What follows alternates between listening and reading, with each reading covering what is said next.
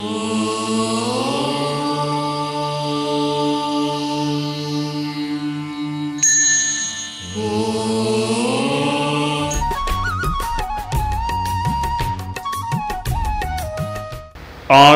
वाङ्मय में कहा गया है,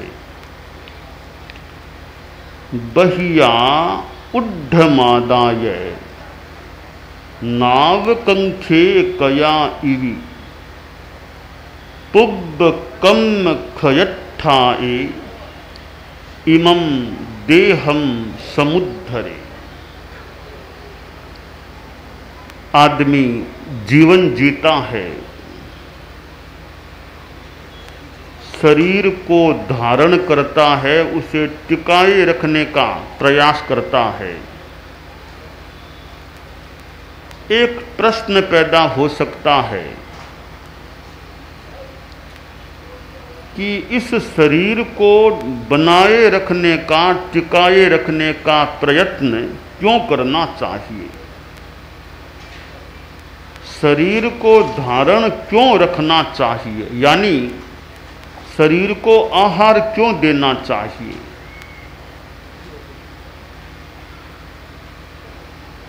बड़ा अच्छा प्रश्न है कि शरीर को, जीवन को क्यों आगे चलाएं।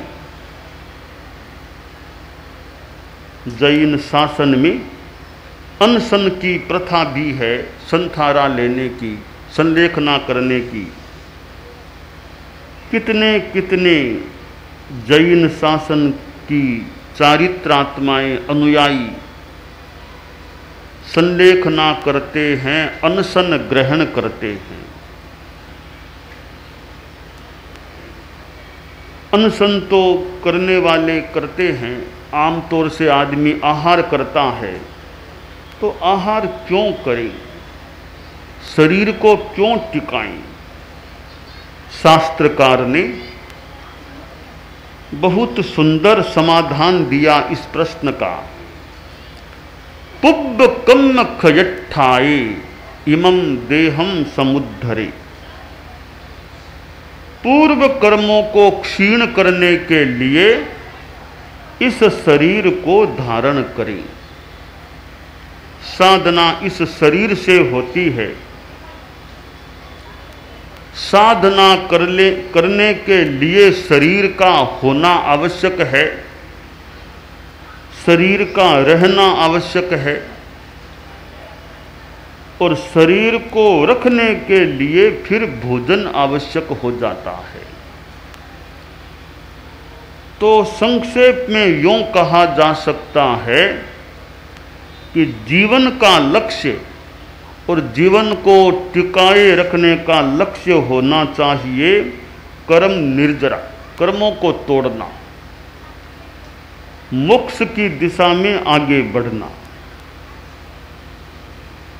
तो भोजन करना है। आदमी भोजन साधना के लिए करता है, जीवन के लिए करता है, या केवल जिह्वा के आस्वाद के लिए खाता है। जीवन के लिए भोजन होता है, परंतु भोजन के लिए जीवन नहीं होना चाहिए।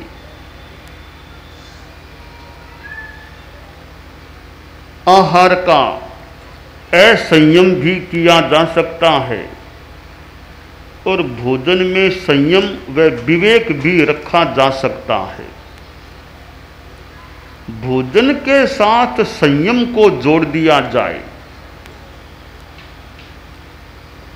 संयम युक्त भोजन होता है, तो आत्मा की भलाई भी हो सकती है और शरीर की भलाई भी हो सकती है।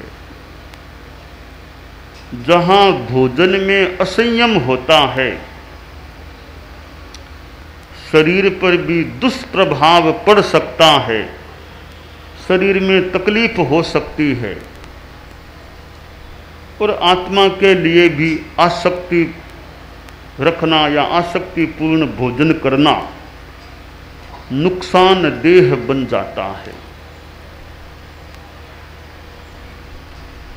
भोजन का संयम जैन शासन में रात्रि भोजन के त्याग की भी एक परंपरा रही है। कल महावीर जयंती का प्रसंग सामने है। भगवान महावीर ने तो कितनी तपस्या की थी। लगभग 12.5 वर्षों का उनका मुनि जीवन का साधना काल, कितनी लंबी तपस्या हुई। भोजन तो कितना किया, बहुत थोड़ा किया। ज्यादा समय उनका अनाहार में बीता। जैन शासन में तपस्या का क्रम भी चलता है। कितने लोग मांस खमन कर 1 महीने तक, उससे भी ज्यादा काल तक भूखे रह जाते हैं। अठाइयाँ आदि आदि की जाती हैं। रात्रि भोजन का त्याग भी एक भोजन संयम की अच्छी साधना है। सूर्यास्त से लेकर सूर्योदय तक साधुओं का तो जीवन भर का नियम है कि सूर्यास्त से सूर्योदय तक न खाना न पानी पीना। बहुत यूं बड़ी साधना है, जीवन भर की साधना। गृहस्थों में भी अनेक मिल सकते हैं जो सूर्यास्त से सूर्योदय तक चारों आहारों का त्याग रखते हैं। मान लो पानी के बिना नहीं रहा जा सके गृहस्थों से, तो पानी के सिवाय बाकी 3 आहार का त्याग कर दे। वो भी मुश्किल है। तो रात को 9-10 बजे के बाद खाना नहीं खाना, यह नियम भी लिया जा सकता है। त्याग संयम का अपना लाभ होता है। 4 मित्र कुछ दूर की यात्रा पर निकले, पैदल यात्रा कर रहे थे। पैदल यात्रा भी एक साधना है। आज भी जैन शासन में यह पैदल यात्रा का क्रम चल रहा है। हजारों किलोमीटर की यात्रा जैन शासन के साधु साध्वियां आचार्य आदि कर लेते हैं। तो वे 4 मित्र पैदल जा रहे थे। एक शाम को एक गांव में पहुंचे। एक कोई बुढ़िया का छोटा सा घर था। बुढ़िया से कहा, माँ जी यहाँ रात को विश्राम करना चाहते हैं। बुढ़िया बोली, बेटा आराम से करो, अच्छी बात है, मेरे कई कमरे हैं, कहो तो और भी कमरा खाली कर दूं, या आराम से रहो। एक कमरा उन्होंने लिया, हम तो एक कमरे में ही चारों सो जाएंगे। कहा बेटा पहले खाना तो खा लो, बाद में सोना, आयो खाना खाओ। यानी बुढ़िया में बड़ा आतिथ्य भाव था। उनको खाना खिलाया, फिर कहा यहाँ रहोगे ना, कल भी यहाँ रहोगे ना। अम्मा जी कल तो क्या आगे जाना, हमको तो सवेरे 5 बजे यहाँ से रवाना होके अगले गांव जाना है। कहा बेटा ठीक है, जाना है तो कुछ नाश्ता लेके जाना। फिर तब नाश्ता तो फिर लेट हो जाएंगे, तो ऐसे ही जल्दी चलेंगे। कभी कुछ तो लेके जाना, ऐसे भूखे बिल्कुल थोड़ी भेजूंगी मैं। यूँ थोड़ी बात की, चारों वो सो गए। सवेरे वो 4 साढ़े 4 बजे चारों उठ गए, बुढ़िया भी जाग गई। 5 बजे से पहले वो चारों बोले, बुढ़िया माँ हम अब जा रहे हैं। बुढ़िया को प्रणाम किया तो बुढ़िया बोली, ऐसे तो कैसे, कुछ तो लेके जाओ। अब क्या देरी हो जाएगी। देरी क्या, ये छाछ पी लो, मेरे पास छाछ है, गिलोना किया है, छाछ है, छाछ पी लो। गर्मी का मौसम, ठंडी छाछ पी लो। चारों में से एक बोला, जी मेरे तो रात्रि भोजन के त्याग हैं, सूर्योदय तक मैं तो पानी भी नहीं लेता, तो छाछ की तो बात ही दूर है। जैन मुनियों के पास मैंने नियम लिया है कि रात को चारों ही आहार नहीं भोगना। कल भी खाना खाया रात में, तुम तीनों ने खाया था, मैंने रात में खाना नहीं खाया था, तो मैंने खाना भी नहीं खाया, पानी भी नहीं पिया, तो छाछ भी मैं नहीं ले सकता, तुम भले चाहो तो पी लो छाछ। 3 मित्रों ने तो छाछ पी ली, वो एक ने नहीं पी। चारों आगे बढ़े, 5-7 किलोमीटर गए, सूर्योदय भी हो गया। सोचा हाथ मुंह धो लें, थोड़ा रेस्ट भी कर लें। पास में तालाब था, पानी लिया, हाथ मुंह आदि धोए, तो थोड़ी देर विश्राम कर लें, अभी अच्छी ठंडी हवा आ रही है। तो वो सोए तो 3 तो सोए के सोए रह गए, देहांत हो गया। एक जिसने रात्रि भोजन का त्याग कर रखा था वो एक जिंदा बचा। इसने सोचा रे ये क्या हुआ, तीनों ऐसे कैसे हो गए, शरीर की यह स्थिति कैसे हो गई। वो सोच रहा था, इतने में उस बुढ़िया का एक कोई पोता था, वो दौड़ता दौड़ता आया कि वो मिल गया। वो चारों में से एक वहां मिला करे, आप लोग, हम लोग रात को तुम्हारे घर में रहे थे। करे बहुत बुरा हुआ, बहुत बुरा। बुरा क्या हुआ कि मेरी दादी ने कहा है कि उनको जाके संभालो, वो जो छाछ पिलाई थी उसमें तो सांप मरा हुआ पड़ा था। रात को अंधेरे में सांप गिर गया था, वो मर गया वो बिलोने में, तो सांप मरा हुआ था, तो छाछ तो खराब हो गई थी। वो बोला भी खराब क्या, इनका शरीर ही अंत को प्राप्त हो गया है। खैर आखिर तीनों का जो संस्कार करना था किया। एक बच गया, जिसने रात्रि भोजन का त्याग कर रखा था वो बच गया। त्याग का मूल लाभ तो आत्मा का कल्याण है, परंतु कई बार बाह्य लाभ भी त्याग से प्राप्त हो जाता है। तो यह भोजन संयम के संदर्भ में रात्रि भोजन का त्याग भी एक अच्छा प्रयोग है। जितना हो सके रोज नहीं तो महीने में कुछ दिन भी रात्रि भोजन का त्याग का अभ्यास हो, एक अच्छी संयम की साधना हो जाती है। भोजन में जमीकंद को छोड़ा जाए, अगर यह लहसुन, प्याज, शकरकंद, गाजर आदि आदि जितना जमीकंद का परित्याग रह सके, अनंत कायिक जो हैं, तो वह भी एक अहिंसा की साधना भी, अव्रत का अल्पीकरण भी।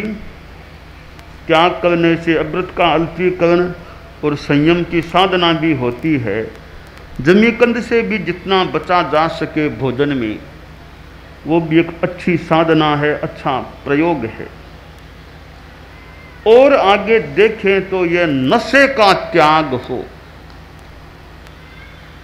शराब, बीड़ी, सिगरेट, गुटखा, खैनी आदि आदि, औरों की बात एक बार छोड़ दें, जैन समाज को ही लें तो यहाँ भी विचारणीय है कि शराब बिल्कुल नहीं चलती है क्या। शादी आदि आदि में शराब का प्रयोग या आने वालों को शराब परोसना आदि आदि का क्रम चलता है या नहीं, या खुद भी पीने वाले पीते हैं या नहीं। गुटखा आदि आदि नशीले पदार्थों का भी परित्याग है या नहीं। तो भोजन संयम का बड़ा महत्वपूर्ण अंग है यह नशा, और इधर यह मांस, अंडा आदि। होटल में ठहरते हैं, वहाँ का खाना भोजन कैसा है यह भी ध्यातव्य होता है। तो यह अशाकाहार, अंडा, मांस, मच्छी के भोजन के प्रति तो और अच्छी जागरूकता रहनी चाहिए कि कहीं अंश भी मिला हुआ तो नहीं है ना। पता चल जाए कि मिला हुआ है, उसका भी परिहार, परित्याग करने का प्रयास होना चाहिए। उसके बाद शाकाहार में भी भोजन में विवेक रहे, अतिमात्र भोजन न हो और भूख से ज़्यादा आदमी खाने का प्रयास न करे, थोड़ा कम रखे। भूख है उतना भी पूरा न खाए, थोड़ा पेट को खाली रखे, तो यह संयम की साधना होती है। ऊनोदरी, ऊनोदरी एक ऐसा तत्व है, खाने में कमी रखना। शरीर और आत्मा दोनों के लिए वह हितकर हो जाती है। तो भगवान महावीर की जन्म जयंती का प्रसंग है और हम जितना समझते हैं, पढ़ते हैं, भगवान महावीर तो संयम की साधना में अग्रणी महापुरुष थे, जिन्होंने कितनी संयम की साधना की, खाना भी कितना कम खाया साधना काल में, और गारहस्थ्य में रहे तो भी अंतिम 2 वर्ष गारहस्थ्य के, उसमें भी कितना संयम रखा। भगवान महावीर का जीवन तपोमय था, संयममय था। और भगवान महावीर की जन्म जयंती आती है, मानो एक संदेश देती है कि अहिंसा के पथ पर चलो, संयम के पथ पर चलो और तपस्या के पथ पर चलो। परम पूज्य गुरुदेव तुलसी ने अनुव्रत के माध्यम से एक संयम का संदेश दिया था। आचार्य श्री महाप्रज्ञ जी ने भी अहिंसा यात्रा के द्वारा अहिंसा और नैतिकता का संदेश दिया था। तो संयम से विकास हो सकता है। जन जन में जागे विश्वास, संयम से व्यक्तित्व विकास। कि संयम से व्यक्तित्व का विकास, आत्मा का उत्थान हो सकता है। और जहाँ असंयम है, चाहे खाने का असंयम है, चाहे और रहन सहन का असंयम है, इंद्रियों का असंयम है, असंयम समस्या पैदा करने वाला होता है। और संयम अपने आप में सामान्यतया समस्या को समाधान देने वाला होता है। असंयम अज्ञान के कारण से हो सकता है। लड़का, एक उसका चाचा था लड़के का, उसने कहा, रे भतीजा क्या बात है, आजकल शरीर ऐसे कैसे लग रहा है। तो वह भतीजा बोला कि शरीर में कुछ समस्या रहने लग गई है। का खाते क्या हो? मैं तो मिठाइयाँ खाता हूँ। इतनी मिठाइयाँ क्यों खाते हो? मैं तो दिन में 3 समय मिठाई खाता हूँ, कभी घेवर, कभी जलेबी, कभी कुछ। इतनी क्यों खाते हो? का 2 महीना पहले पिताजी की मृत्यु हुई थी। पिताजी ने मृत्यु से 2 दिन पहले मुझे बुलाया था और कहा, बेटा कुछ तुम्हें बात बतानी है। पिताजी ने अनेक बातों में एक बात मुझे यह बताई कि ध्यान रखना हमेशा मीठा खाना, ध्यान रखना हमेशा मीठा खाना। तो पिताजी के देहांत के बाद सारा संस्कार का कार्य संपन्न हो गया। तो मैंने सोचा पिताजी की सीख है रोज मीठा खाना, हमेशा मीठा खाना। मैंने 3 समय नाश्ते में, मध्याह्न भोजन में और सायंकाल मिठाइयाँ खाना शुरू कर दिया। शरीर गड़बड़ा गया है। चाचा ने सोचा, रे भतीजा थोड़ा बात को पूरा पकड़ नहीं पाया। चाचा बोला, रे भाई जी ने जो कहा था ना, तो वो तुम पूरे समझे नहीं हो। तुम मेरे घर आओ, मैं तुम्हें पूरी बात समझाऊंगा, तुम्हारे स्वास्थ्य का भी इलाज कराऊंगा। अपने घर में भतीजे को रखा, थोड़ा प्राकृतिक चिकित्सा का सा प्रयोग कराया। एक बार सारा खाना बंद करो, लंघन करो, फिर थोड़ा थोड़ा नींबू का रस, जूस आदि पिलाया, फिर थोड़ा फुल्का आदि देना शुरू किया, बाजरे की रोटी खिलाता। चाचा ने पूछा, बताओ आजकल बाजरे की रोटी कैसी लगती है? कि चाचा जी बहुत मीठी लगती है, आजकल भूख अच्छी लगती है, बाजरे की रोटी बहुत मीठी लगती है। तब चाचा बोला, तुम्हारे पिताजी और मेरे भाईजी ने तुमको यही कहा था, रोज मीठा खाना, यानी पूरी भूख लगने पर खाना खाना, वो मीठा भोजन होगा। आज भतीजा समझा कि पिताजी की शिक्षा का मर्म क्या था। मिठाइयां खाना नहीं, मीठा खाना, यानी पूरी भूख में खाना। तो आदमी भूख में खाए और खाए वो भी उनोदरी उसमें भी रखे, तो वह एक भोजन का अच्छा संयम होता है। उससे शरीर भी साधना के लायक रह सकता है, स्वाध्याय ध्यान आदि अच्छा हो सकता है। तो भोजन हमारे जीवन से जुड़ा हुआ तत्व है। इस भोजन में विवेक और संयम ये रहे तो हमारा भोजन करना हमारी साधना में सहायक बन सकता है। और भोजन में अविवेक और असंयम होता है तो भोजन हमारे स्वास्थ्य को भी गड़बड़ करने में सहायक बन सकता है, साधना को भी गड़बड़ करने में सहायक बन सकता है। शास्त्र में कहा गया, रसा पगामम न निषेव्यब्बा पायम रसादित्यकरा नराणम दित्तम च कामा समभिद्दवंती दुमम जहा साउ फलंग वपक्षी। कि रस, ये विकृतियाँ, दूध दही मिठाइयाँ आदि हैं, इनको ज़्यादा मात्रा में नहीं खाना चाहिए। कि ज़्यादा मात्रा में खाने से उन्माद बढ़ सकता है, साधना में बाधा पैदा हो सकती है, शरीर भी गड़बड़ा सकता है। तो हम आहार संयम, आहार विवेक के प्रति जागरूकता रखने का प्रयास करें, यह काम्य है।